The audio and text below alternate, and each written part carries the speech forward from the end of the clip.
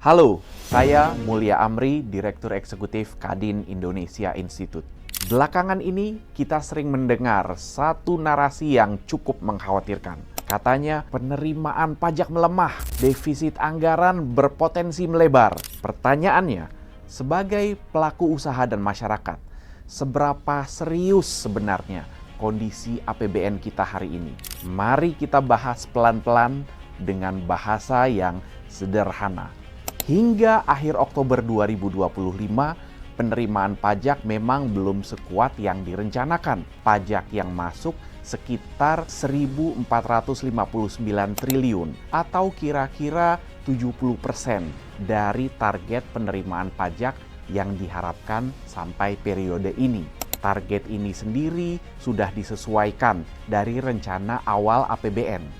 Artinya apa? Artinya uang yang masuk ke kas negara lebih kecil dari rencana. Sementara belanja negara seperti untuk gaji, bantuan sosial, subsidi, dan pembangunan tetap berjalan. Disinilah muncul kekhawatiran soal defisit APBN, yaitu kondisi ketika pengeluaran negara lebih besar daripada pendapatannya. Kalau penerimaan tertinggal, defisitnya bisa sedikit membesar.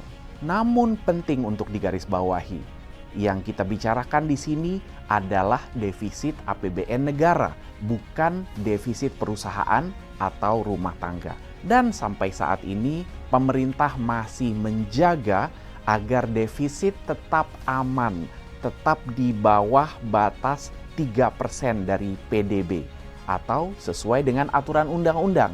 Sekarang kita luruskan satu hal lagi yang sering bikin salah paham. Ketika orang bilang penerimaan pajak melemah, yang sebenarnya turun adalah penerimaan pajak bersih yang masuk ke kas negara. Salah satu penyebab penting di tahun 2025 ini adalah meningkatnya restitusi pajak. Apa itu restitusi pajak? Sederhananya, pengembalian pajak kepada dunia usaha karena kelebihan bayar. Ini adalah hak wajib pajak. Bagi perusahaan, terutama eksportir dan usaha yang sedang ekspansi, restitusi pajak membantu arus kas supaya usaha tetap jalan, produksi tidak berhenti, dan tenaga kerja tetap terserap.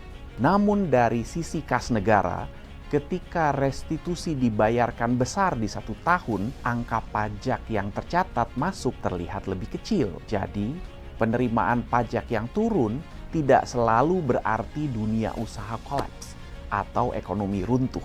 Dalam banyak kasus, ini soal waktu pencatatan uang masuk dan uang keluar. Pajak bisa saja dibayar di satu periode, sementara restitusi dibayarkan di periode lain. Sehingga angka penerimaan terlihat turun di 1 tahun meski aktivitas usaha tetap berjalan. Tentu kita juga tidak menutup mata. Penerimaan pajak yang lemah juga mencerminkan ekonomi yang masih moderat. Harga komoditas global belum pulih sepenuhnya, ekspor masih melambat, dan konsumsi masih selektif. Dan banyak pelaku usaha masih berhitung karena suku bunga relatif tinggi. Karena itu, membaca kondisi APBN harus utuh. Tekanannya nyata, tapi masih jauh dari krisis. Secara keseluruhan, defisit APBN masih di kisaran sekitar 2% dari PDB, atau masih dalam koridor aman. Ke depan, tantangannya jelas. Bagaimana menjaga keuangan negara tetap sehat tanpa mengorbankan pemulihan dunia usaha. Respon kebijakan seharusnya bukan sekedar mengejar uang masuk jangka pendek, tapi menggerakkan ekonomi real, investasi, produksi, ekspor, dan penciptaan lapangan kerja.